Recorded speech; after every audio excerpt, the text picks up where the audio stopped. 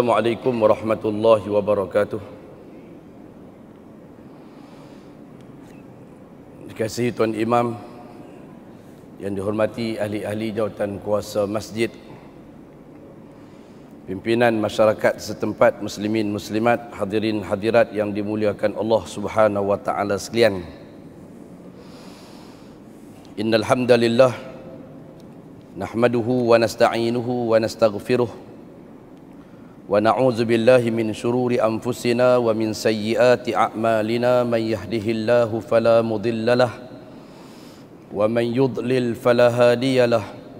Ashhadu an la ilaha illallah wahdahu la syarikalah wa ashhadu anna Muhammadan abduhu wa rasuluh. Allahumma salli wa sallim ala nabiyyina Muhammad wa ala alihi wa ashabihi wa man tabi'ahum bi ihsanin ila yaumiddin, amma ba'd. Ya ayyuhalladzina amanu taqullaha haqqa tuqatih wa la tamutunna illa wa antum muslimun. Wa qala nabiyyuna Muhammad sallallahu alaihi wasallam, fa inna asdaqal hadisi kitaballah wa khairal hadi hadi Muhammad sallallahu alaihi wasallam wa syarrul umuri muhdatsatuha wa kullu muhdatsatin bid'ah wa kullu bid'atin dhalalah wa kullu dhalalatin finnar. Alhamdulillah, kepada Allah Subhanahu wa taala kita memuji dan kepadanya kita memohon perlindungan. Kepadanya kita memohon perlindungan daripada keburukan amal perbuatan kita dan juga hawa nafsu kita. Barang siapa yang ditunjuki hidayah di sisi Allah Azza wa Jal, maka dia tidak akan sesat untuk selamanya, dan barang siapa yang disesatkan oleh Allah Subhanahu wa taala, maka dia tidak akan mendapat petunjuk untuk selamanya.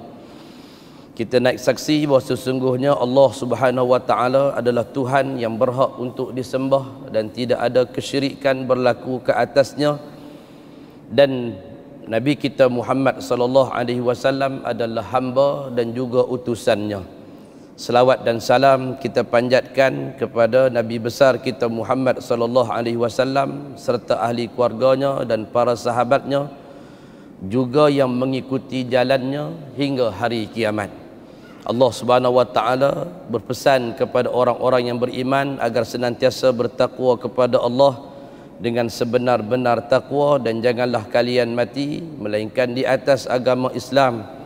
Dan Nabinya Muhammad sallallahu alaihi wasallam berpesan bahawa sesungguhnya sebaik-baik perkataan itu adalah kitabnya, yakni Al-Quran, dan sebaik-baik petunjuk ialah petunjuk Nabinya Muhammad sallallahu alaihi wasallam. Seburuk-buruk perkara ialah perkara baharu dalam urusan agama, dan setiap perkara baharu dalam urusan agama itu dinamakan dengan bid'ah, dan setiap yang bid'ah membawa kepada kesesatan, dan setiap kesesatan membawa ke jurang api neraka Allah wal-iyazubillah.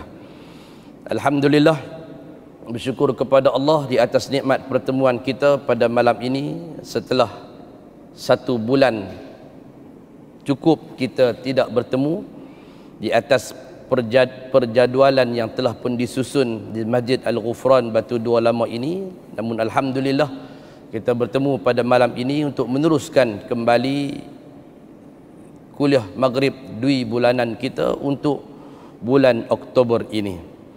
Hadirin hadirat yang dimuliakan Allah Subhanahu wa taala sekalian, dan kita akan meneruskan perbincangan. Kita berada pada fasa yang ketiga, membicarakan tentang penyebab timbulnya keenam makna perkara yang harus hadir di dalam salat ketika kita menunaikan ibadah salat di hadapan Allah Subhanahu wa taala. Sebelum kita nak masuk kepada perbahasan berkaitan dengan ta'zim, haibah, pengharapan, suka untuk saya bacakan kembali satu perenggan terakhir di mana kita berhenti pada kuliah kita pada bulan yang lalu. Kata almarhum Syekh Sa'id Hawa rahimahullah, di sisi lain faktor penyebab kefahaman adalah sentiasa berfikir dan memfokuskan otak untuk memahami makna daripada apa yang diucapkan di dalam salat.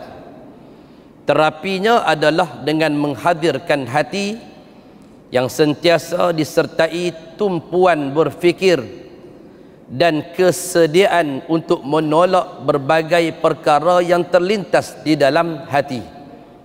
Untuk mendapat apa yang dinamakan dengan as-salah, apa yang nak didapatkan berkaitan dengan solat, dan juga kefahaman kita di dalam solat, yang juga boleh diertikan dengan fiqhus salah, sebagaimana yang disebutkan oleh almarhum Syekh Dr. Yusuf Al-Qardawi, kefahaman di dalam solat, maka ia memerlukan kehadiran hati yang kuat, juga disertai dengan tumpuan berfikir, juga kesediaan untuk menolak berbagai perkara yang akan terlintas di dalam diri dan juga hati kita semasa kita melaksanakan ibadah salat. Sementara terapi penolakan perkara-perkara menyibukkan yang terlintas di dalam hati adalah dengan terus menyingkirkan sumber-sumbernya, yaitu membebaskan diri daripada berbagai sebab yang dapat menarik fikiran untuk terganggu, untuk menghilangkan fokus, untuk menghilangkan tadabbur kita di dalam ibadah salat. Maka semua sumber-sumber itu perlu untuk disingkirkan sebaik mana mungkin, agar ia tidak menyibukkan kita di dalam memfokuskan ibadah salat kita di hadapan Allah Azza wa Jal. Jika orang mencintai sesuatu, dia akan banyak mengingatinya. Maka ingatan kepada sesuatu yang dicintai boleh melanda hatinya. Oleh sebab itu, anda dapat saksikan bahawa seseorang yang cinta kepada Allah Azza wa Jal, salatnya tidak lepas daripada berbagai-bagai perkara yang menyibukkan di dalam hatinya. Orang yang mencintai Allah Subhanahu wa taala akan senantiasa diuji, akan senantiasa dipengaruhi dengan pelbagai perkara, agar seseorang itu dapat melupakan zat yang dicintainya, untuk menghilangkan fokusnya dan juga menghilangkan kekhusyukannya di dalam salat. Daripada perenggan terakhir yang kita bahaskan pada kuliah yang lalu telah memberikan kepada kita satu bentuk kefahaman bahawa sesungguhnya untuk mendapatkan salat yang khusyuk, untuk mendapatkan hudur di dalam salat, untuk mendapatkan salat yang memiliki penilaian yang tinggi di sisi Allah Subhanahu wa taala, bukanlah suatu perkara yang mudah, melainkan kita perlu untuk berusaha bersungguh-sungguh mendapatkannya. Barulah dengan yang demikian, dengan kesungguhan yang sedemikian, Allah Subhanahu wa taala mudah-mudahan akan memberikan bantuan kepada kita untuk mendapatkan salat yang sempurna di hadapan Allah Azza wa Jal. Sambungan. Adapun penghormatan, yaitu ta'zim, bersumberkan daripada dua pengetahuan. Bagaimana mendapatkan ta'zim di dalam salat? Bagaimana mendapatkan penghormatan kepada Allah Subhanahu wa taala di dalam salat? Yang pertama kata almarhum Syekh Said Hawa ialah mengetahui kemuliaan dan keagungan Allah Azza wa Jal. Perkara yang pertama yang harus hadir di dalam diri kita, yang perlu kita bekalkan ilmu kepada diri kita, bagi setiap musalli, bagi orang yang nak mengerjakan ibadat salat di hadapan Allah Azza wa Jal, perkara pertama yang perlu dia faham, perkara pertama yang perlu dia tahu ialah ilmu berkaitan dengan kemuliaan dan keagungan Allah Azza wa Jal.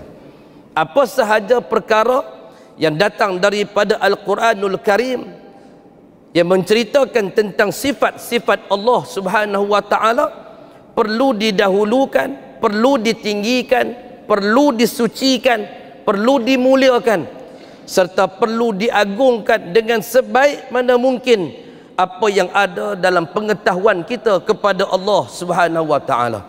Perkara pertama untuk mendatangkan keagungan kepada Allah Subhanahu wa taala ialah meletakkan kemuliaan dan keagungan kepada Allah Azza wa Jal.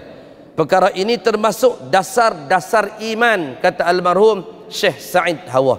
Mendapatkan kemuliaan, mengetahui kemuliaan, mengetahui kedudukan, mengetahui keagungan Allah Subhanahu wa taala adalah merupakan perkara-perkara dasar di dalam hal keimanan seseorang manusia kepada Allah Azza wa Jal. Sebab itu kita tengok kemarin dalam media massa dilaporkan bahawa ketika mana tuan yang terutama imam besar Masjid Makkah Al-Mukarramah Syekh Dr. Mahir Muaqli ketika dalam satu lawatan kerja ke Malaysia kemarin dia mengimamkan solat Jumaat di Masjid Putrajaya dan malamnya ada satu kuliah maghrib yang disampaikan oleh beliau di Masjid Shah Alam, Masjid Sultan Salahuddin Abdul Aziz Shah. Kita melihat apa yang disampaikan di dalam dasar seorang imam Masjid Makkah Al-Mukarramah ini, antaranya ialah berpesan kepada hadirin hadirat yang hadir di dalam majlis beliau agar senantiasa bertakwa kepada Allah Subhanahu wa taala dan juga meletakkan tauhid yang telah pun Allah Subhanahu wa taala nyatakan di dalam Al-Quran. Maknanya tauhid yang berteraskan kepada wahyu Allah, bukan tauhid falsafah, bukan tauhid di atas suatu bentuk pertimbangan akal manusia, tetapi apa yang dipesan oleh Syekh Dr. Mahir Muaqli ialah menekankan kepentingan tauhid wahyu. Tauhid wahyu yang disebutkan oleh Allah Subhanahu wa taala di dalam Al-Quran diistilahkan sebagai tauhid tiga, yang menjadi polemik perbincangan daripada kalangan ahlul aqidah ataupun ahlul kalam berkaitan dengan tauhid tiga yang disebutkan dengan tauhid uluhiyah, tauhid rububiyah dan juga tauhid asma was sifat, dengan mengembalikan manusia kepada tauhid yang dinyatakan oleh Allah Subhanahu wa taala di dalam Al-Quran, bahawa Allah Subhanahu wa taala menyatakan tentang uluhiyahnya, Allah Subhanahu wa taala menyatakan tentang rububiyahnya, Allah Subhanahu wa taala menyatakan tentang asma was sifatnya di dalam Al-Quran. Maka ini kata Syekh Dr. Mahir Muaqli perlu dikembalikan, perlu diperkasakan, perlu dipasak dengan sebaik mungkin di dalam akidah setiap umat Islam, agar manusia itu tidak lari daripada konsep kefahaman kemuliaan keagungan Allah Subhanahu wa taala, yang mana Allah Subhanahu wa taala sendiri mensifatkan keadaannya yang sedemikian. Dia menyatakan tentang keagungan Allah macam ni, dia menyatakan nama Allah macam ni, yang suruh kita untuk seru namanya yang baik-baik begini. Siapakah yang memerintahkan? Siapakah yang menurunkan? Siapakah yang telah pun memerintahkan kepada kita untuk beriman kepada Allah dan juga beriman dengan Alkitab yang diturunkan oleh Allah Subhanahu wa taala sendiri? Tidak lain dan tidak bukan adalah Allah Subhanahu wa taala sendiri. Dan hari ini kita berhadapan dengan apa yang telah pun dibahaskan. Kemarin baru dibahaskan oleh tetamu negara, tuan yang terutama Syekh Dr. Mahir Muaqli, yang tuan-tuan pun sedap mendengar bacaan dia. Dia berpesan berkaitan dengan tauhid tiga. Dia berpesan dengan perkara yang menjadi dasar sebahagian daripada ajaran akidah di tanah besar Saudi Arabia, yang menjadi pegangan kepada imam-imam Masjidil Haram, yang menjadi pegangan kepada imam-imam besar di Masjidil Nabawi, yang menjadi pegangan bagi Jamiah Ummul Qura, yang menjadi pegangan dan juga dasar akidah di Jamiatul Islam Madinah. Tiba-tiba hari ini dengan kemelut yang apa yang akan berlaku pada minggu hadapan ketika mana parlimen akan bersidang, maka hari ini sudah ada netizen-netizen yang sudah mengangkat sesuatu yang membicarakan berkaitan dengan untuk dipasakkan apa yang dinamakan dengan rang undang-undang mufti wilayah. Di dalam rang undang-undang seorang mufti wilayah itu mesti seseorang yang berpegang dengan akidah Ahlus Sunnah wal Jamaah bermazhab Asy'ariyah dan Maturidiyah. Kemarin baru kita sambut satu orang yang mungkin digelar dengan Wahabi. Dia mungkin hari ini Wahabi tidak boleh begitu bebas untuk berbicara di mana-mana negeri, melainkan hanya di negeri Perlis sahaja. Namun kemarin kita kedatangan seorang tokoh Wahabi besar yang menjadikan asas akidah dan pengajian dia dan negara dia, dan menetapkan akidah tersebut menjadi dasar bagi imam-imam Masjidil Haram dan juga Masjidil Nabawi. Kemarin kita baru mendengar tausiah yang mengajak kepada kita untuk kembali kepada akidah Al-Quran dan juga As-Sunnah yang dibicarakan oleh Allah Subhanahu wa taala di dalam Al-Quran dan juga dibicarakan oleh baginda Nabi Muhammad sallallahu alaihi wasallam. tiba-tiba minggu depan insya-Allah kita akan mula bertembung lagi dalam pemikiran teologi dalam menentukan perjalanan perlembagaan negara kita dalam meletakkan rang undang-undang bagi mufti wilayah persekutuan. Hadirin hadirat yang dimuliakan Allah Subhanahu wa taala sekalian, selagi mana kita tidak kembali kepada meletakkan kemuliaan dan keagungan Allah Subhanahu wa taala di atas tauhid tiga yang Allah Subhanahu wa taala nyatakan pada uluhiyahnya, pada rububiyahnya, pada asma dan juga sifatnya, maka selagi itu manusia akan terus bertelagah berkaitan dengan dasar-dasar dan kemuliaan dan serta keagungan Allah Subhanahu wa taala. Sedangkan Allah telah menyatakan bahawa apa yang diturunkan olehnya, zalikal kitab la raiba fih hudan lil muttaqin, ini dia kitab yang kami turunkan kepada kalian, tidak ada keraguan padanya, kata Allah Azza wa Jal, dan bahkan memberikan petunjuk kepada orang-orang yang bertakwa.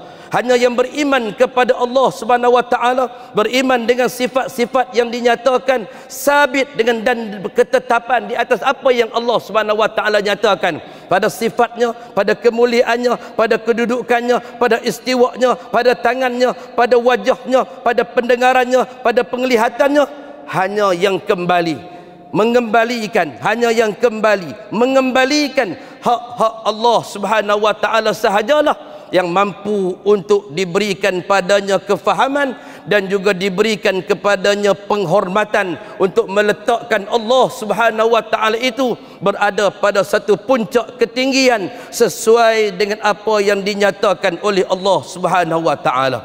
Dan juga antara perkara lain yang disebutkan oleh Syekh Dr. Mahir Muakli adalah mengajak manusia untuk menyeru Allah Subhanahu wa taala, untuk memohon hanya saja kepada Allah Subhanahu wa taala, hanya menjadikan Allah Subhanahu wa taala zat yang diseru.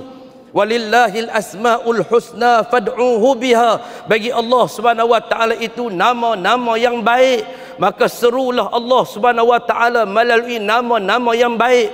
Kemarin Syekh Dr. Mahir Muakli mengajak kepada seluruh hadirin yang hadir di dalam majlis beliau agar kembali kepada Allah Subhanahu wa taala, agar meminta hanya kepada Allah Subhanahu wa taala, nak mohon perlindungan mintalah kepada Allah Subhanahu wa taala, jauhilah apa yang dinamakan dengan istighasah.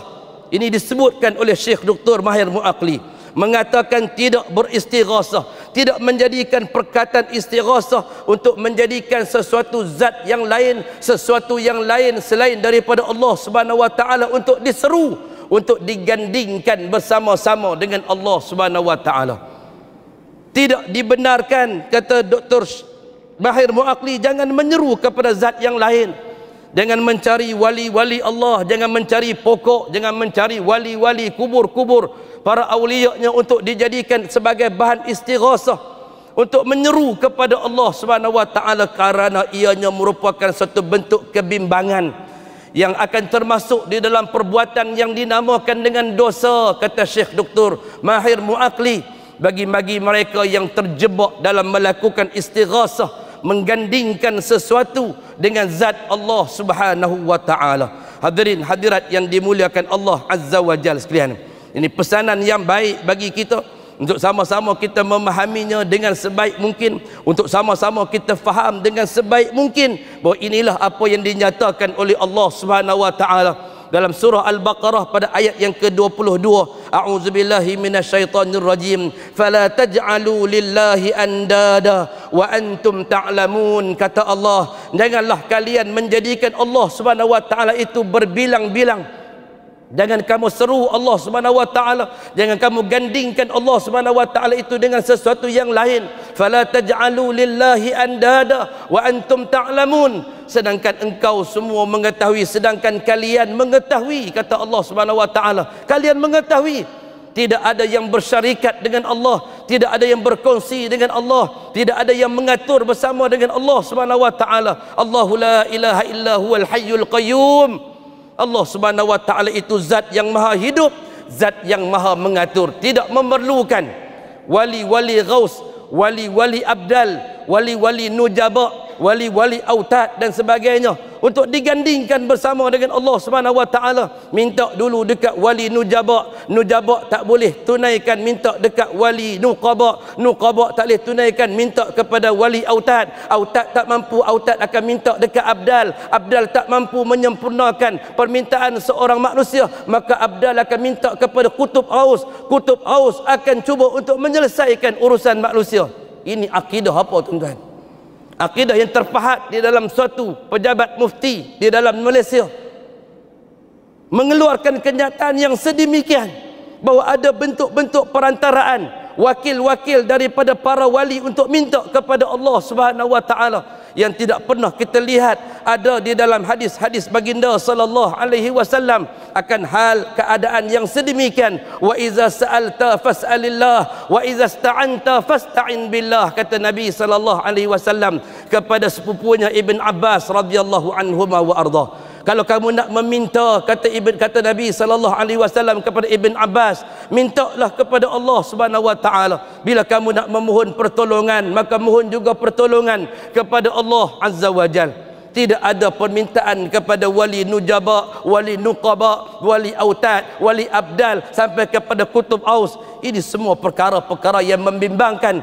Inilah yang dipesan oleh Syekh Dr. Mahir Muaqli agar manusia kembali kepada Allah Subhanahu wa taala, meninggalkan ajaran-ajaran yang menyimpang. Mintalah kepada Allah, jadikan Allah Subhanahu wa taala sebagai tempat bergantung dan juga sebagai tempat memohon pertolongan. Hanya Allah Subhanahu wa taala yang memiliki zat untuk menunaikan apa sahaja keperluan dan hajat daripada kalangan manusia.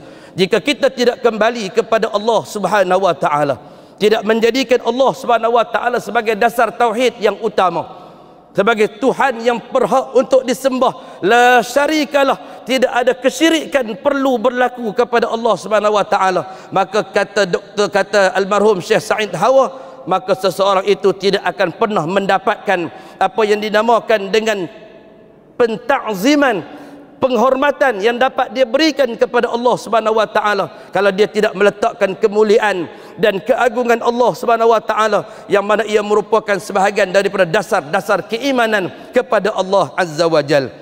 Orang yang tidak meyakini keagungan Allah, orang yang tidak meyakini keagungan Allah, Allah beristiwa di atas arasy.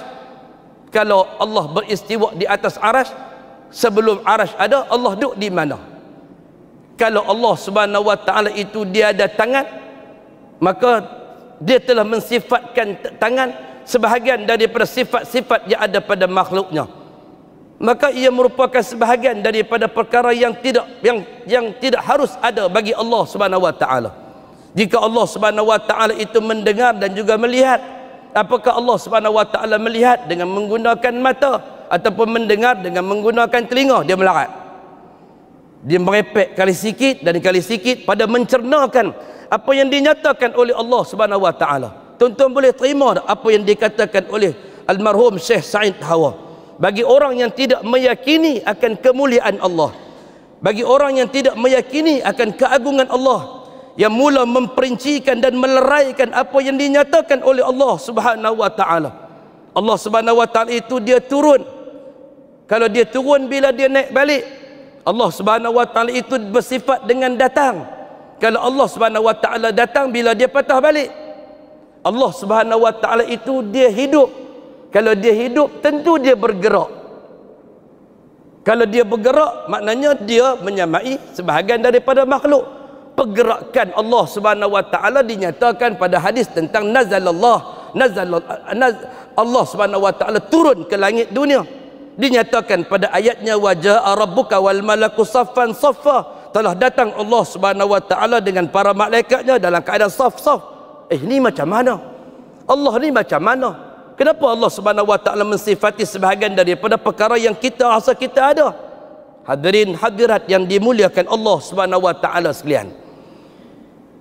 Bila seseorang itu sudah mula sangsi dan sudah mula melakukan koreksi terhadap sifat-sifat Allah, adakah orang yang demikian dinamakan dengan orang yang yakin dengan sifat-sifat Allah ataupun orang yang ragu dengan sifat-sifat Allah? Jawapannya sudah tentu ialah orang itu ragu dengan sifat-sifat Allah Subhanahu wa taala. Orang itu tidak yakin dengan sifat-sifat serta keagungan Allah Subhanahu wa taala. Kata Syekh Said Hawa, orang yang tidak meyakini keagungan Allah, jiwanya tidak akan pernah tunduk kepada keagungannya. Jiwa yang tidak akan pernah tunduk kepada keagungan Allah, bila dinyatakan tentang istiwa di atas arash, dia mula untuk menafikan tentang sifat istiwa bagi Allah Subhanahu wa taala. Maka hatinya akan mula ragu, hatinya tidak tunduk, hatinya tidak patuh, hatinya bersimpang siur, hatinya berada dalam keadaan yang sangat tidak tenang bila dia melewati ayat-ayat sifat bagi Allah Subhanahu wa taala. Kerana apa? Kerana dia tidak mampu untuk meletakkan keagungan kepada Allah Subhanahu wa taala. Dia menafikan tentang istiwa Allah Subhanahu wa taala di atas arash. Dia cuba untuk menafikan perjalanan Isra dan Mi'raj baginda Nabi Muhammad sallallahu alaihi wasallam daripada Baitul Maqdis menuju ke arash Allah Subhanahu wa taala. Namun pada ketika mana dia sujud di hadapan Allah, perkataan zikir yang terungkap pada bibir dan lisannya ialah Subhana Rabbiyal A'la, Subhana Rabbiyal A'la, Subhana Rabbiyal A'la. Dia menafikan ketinggian Allah Subhanahu wa taala. Dia menafikan sifat kedudukan, sifat istiwanya Allah di atas arasnya, dan mula mempertikaikan kalau Allah Subhanahu wa taala duduk di atas arash, sebelum arash ada Allah duduk di mana. Tapi pada ketika mana dia meletakkan jahinya ke atas di atas lantai tempat sujudnya, dia akan mengungkapkan zikir Subhana Rabbiyal A'la. Segala puji bagi Allah Subhanahu wa taala yang memiliki kedudukan yang sangat tinggi.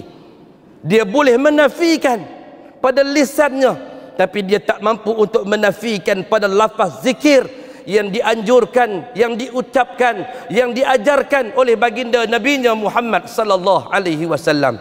Hadirin hadirat yang dimuliakan Allah Azza wa Jal, maka bagi mendapatkan penghormatan di dalam solat, perlu untuk kita melazimi dan mengamalkan serta mendalami apa yang dinamakan dengan sifat-sifat Allah, kemuliaan-kemuliaan bagi Allah Subhanahu wa taala, keagungan Allah Subhanahu wa taala, agar hati kita tenang, agar hati kita tidak bersimpang siur, agar hati kita senantiasa tunduk dan patuh kepada Allah Subhanahu wa taala yang memiliki segala sifat ketinggian, yang memiliki segala sifat kesempurnaan, dan juga memiliki segala sifat keagungan. Hadirin hadirat yang dimuliakan Allah. Yang kedua, untuk mendapatkan pentakziman di dalam salat, seseorang itu perlu mengetahui kehinaan jiwa dan kewujudannya sebagai hamba yang ditundukkan, yang dipertuakan, sehingga timbul daripada kedua-dua pengetahuan ini kepasrahan,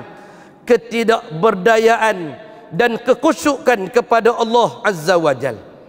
Perlu untuk hadir dalam diri kita, letakkan sifat kehinaan, letakkan di dalam diri kita satu sifat kelemahan, kerana sesungguhnya kehinaan dan kelemahan adalah merupakan tempat pandang Allah Subhanahu wa taala bagi setiap hamba-hambanya. Dan Allah Subhanahu wa taala akan meninggalkan hamba-hambanya yang bersifat dengan enggan, yang bersifat dengan sombong, yang bersifat dengan takabbur.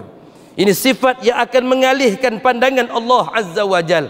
Tetapi meletakkan seseorang itu pada kehinaan, meletakkan dirinya pada kelemahan, ini merupakan tempat pandang Allah Subhanahu wa taala. Meletakkan kepasrahannya kepada Allah Azza wa Jal, menunjukkan dia tidak berdaya ada apapun. La haula wala quwwata illa billahil aliyyil azim. Tidak ada satu daya dan upaya melainkan pada apa yang telah ditetapkan oleh Allah Subhanahu wa taala. Maka hal keadaan yang sedemikian akan membawa kepada penghormatan dia kepada Allah dan kekhusyukan dia kepada Allah Azza wa Jal. Perkara tersebut diungkapkan sebagai penghormatan. Apa yang kita gariskan di sini, satu, meletakkan kemuliaan dan keagungan bagi zat Allah Subhanahu wa taala. Dua, meletakkan kehinaan dan juga kelemahan dalam diri kita. Dua-dua ini adalah merupakan kesempurnaan bagi menyatakan apa itu sifat penghormatan kepada Allah Azza wa Jal, pentakziman kepada Allah di dalam salat. Selama pengetahuan akan hinanya jiwa tidak diiringi dengan pengetahuan akan keagungan Allah Azza wa Jal, maka penghormatan dan kekhusyukan tidak akan pernah wujud. Tidak akan pernah wujud selama mana pengetahuan akan hinanya jiwanya tidak diiringi dengan pengetahuan keagungan Allah Subhanahu wa taala. Dalam diri meletakkan kehinaan. Tadi kita sebut muqaddimah yang disebutkan oleh Nabi sallallahu alaihi wasallam. Innal hamdalillah nahmaduhu wa nasta'inuhu wa nastaghfiruh wa na'udzu billahi min syururi anfusina wa min sayyiati a'malina. Ini ucapan yang sering disebutkan oleh baginda Nabi kita Muhammad sallallahu alaihi wasallam. Ya Allah, ya Tuhan kami memohon kepadamu perlindungan daripada keburukan hawa nafsu kami dan juga keburukan amal perbuatan kami. Nak bawa mai kepada kehinaan diri. Untuk Allah Subhanahu wa taala lindungi hati ini agar senantiasa meletakkan kehinaan di hadapan Allah Subhanahu wa taala dan juga keburukan amal perbuatan kami agar amal perbuatan ini terkena dengan setiap apa yang sesuai dengan apa yang diperintahkan oleh Allah Azza wa Jal, untuk jiwa ini senantiasa lurus di atas landasan siratal mustaqim yang ditunjukkan oleh baginda Nabi-Nya Muhammad sallallahu alaihi wasallam, dijauhi daripada perkara-perkara yang disebutkan dengan istighasah tadi, dijauhi daripada perbahasan ilmu kalam yang merosakkan akal yang waras, yang mempertikaikan sifat-sifat yang ada di dalam Al-Quran, yang mana Al-Quran menyatakan tentang sifat-sifat kemuliaan dan juga keagungan bagi Allah Subhanahu wa taala. Selama mana pengetahuan akan hinanya jiwa tidak diiringi dengan pengetahuan mengagungkan Allah Azza wa Jal, jiwa perlu dihina, diri perlu untuk merasakan tidak ada apa-apa pun pada diri kita, tidak layak untuk kita dipuji, tidak layak untuk kita dipuja, tidak layak untuk kita diangkat, tidak layak untuk kita diperlagukan, diqasidahkan, dinasyidkan, diangkat, dipuji oleh anak murid kita. Kita tidak akan benarkan hal itu berlaku. Jika pun ada seorang syekh menafikan, saya mana tahu mereka nak baca apa dekat saya, ini hari jadi saya, mereka sambut saya, tiba-tiba mereka baca qasidah tu. Qasidah tu mereka tukar nama Syekh Abdul Rahman Sagaf, tukar bubuh nama saya. Saya mana tahu. Jadi tok guru macam mana ni tak tahu apa satu ni? Macam mana kita jadi tok guru kita tak tahu apa yang dibacakan oleh anak murid kita? Yang anak murid kita menyatakan, engkaulah ikutan kami, engkaulah idola kami, engkaulah imam kami, engkaulah pelindung kami, engkaulah pemberi syafaat kepada kami. Takkan makna-makna mudah yang sedemikian kita tak boleh kata stop, hampa ni dah melampau, hampa ni dah lajak ni, tadi hampa tak habaq pun dekat aku kata nak baca qasidah macam ni. Sepatutnya dia yang stop, dia yang tutup. Kalaupun dia tak tutup, dia kena arahkan kepada rakaman yang berlaku. Tolong jangan siapa pun sebarkan apa yang berlaku pada hari ini. Ini akan menimbulkan fitnah kepada sekolah kita, kepada murid-murid kita, kepada diri saya sendiri. Namun hari ini apa yang dinafikan adalah suatu perkara yang disebarkan oleh kelompok mereka sendiri. Kita pun tak ada kerja, PMT ke Surah Sunnah tak ada kerja, nak duk pi rakam hari jadi siapa pun di pondok mana pun. Bukan disebarkan oleh kita. Kita pun dapat daripada TikTok. Dalam satu qasidah yang agak panjang 3-4 minit, tiba-tiba dia buat penafian mengatakan saya tak tahu. Saya tak tahu mereka baca apa. Jadi tok guru macam mana kita tak tahu apa anak murid kita baca dekat kita. Kita tak mencontohi apa yang dibuat oleh Nabi sallallahu alaihi wasallam ketika mana ada para sahabat yang menyatakan bima syaa Allah wa bima syi'ta Muhammad, dengan nama Allah, dengan kehendak Allah dan juga dengan kehendakmu wahai Muhammad. Kata Nabi sallallahu alaihi wasallam, cukup untuk engkau mengatakan bima syaa Allah wahdah, cukup engkau mengatakan hanya dengan kehendak Allah Subhanahu wa taala semata-mata. Jangan sentuh, jangan sebut nama aku sama.